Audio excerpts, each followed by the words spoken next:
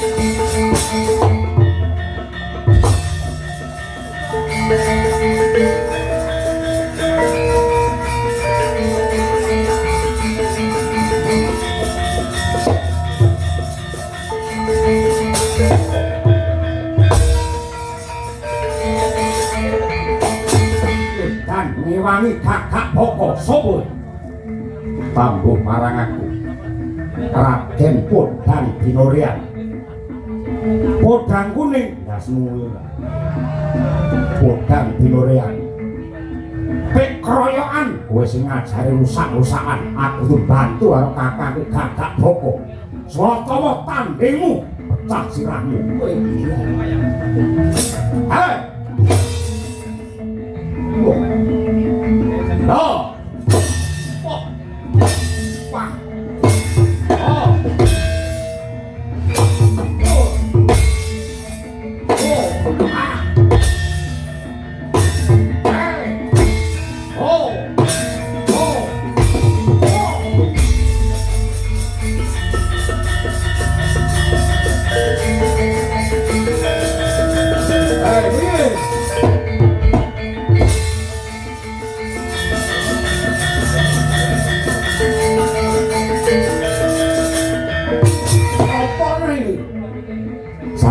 Dinelon kowe sapa?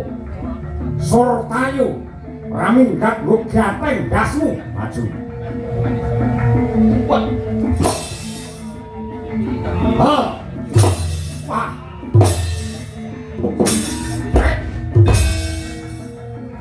Waduh.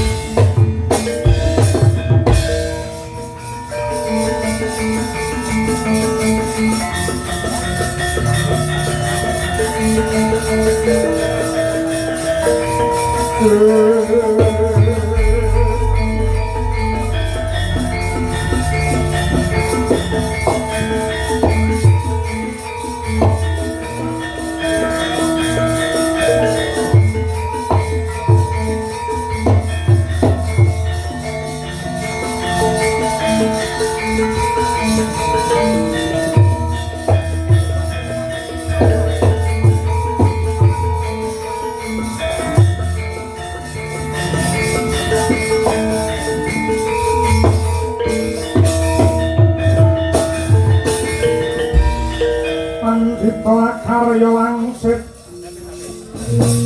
Bindha kumbang ngacaping tahawan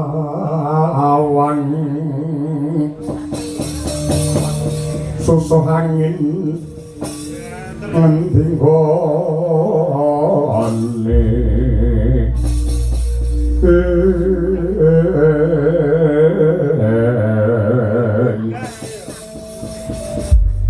Kakang Penemban Durna.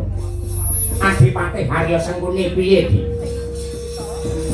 Mestine panjenengan mulak wis prisa kepiye to tandang grayak lan kridane para sata Kurawa. Anggone munggah ana ing Blabar Waja Janget Cimencang nyatane ora ana kang mangga kulya. Tanding kelawan Raden Gagak Pobaka lan uga adi-adine kabeh. Mula gandeng sing bakal palakrama kelawan Dewi Kuntul Wilanten ki panjenenganmu. Jer Basuki mawa biya kelakone Panjangka kudu mawa pangorbanan. Merga sing bakal ngrasakake nikmat urip bebarengan kelawan putri Slagayama ki panjenenganmu Kakang Durna. Mula ripalungguhan iki wajib Kakang Pendhita Sokalima kudu jemangkah makarti ngrabasa Gagak Bapa. Mengko dhisik. Dinaden kaya ngopo lan kepiye aku ngerti. Iki mujudake sanggit rungsit Rekadaya lan Rekayasa sing ditindakake dening para sata Kurawa merga kabar sing nyebar warta kang rata Dewi Kuntul Simanten kuwi pengawak wahyune katentreman.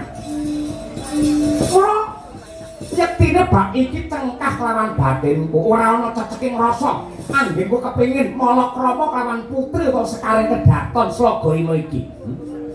Mestine wis nyawa aku wis pendhita aku wong tuwa.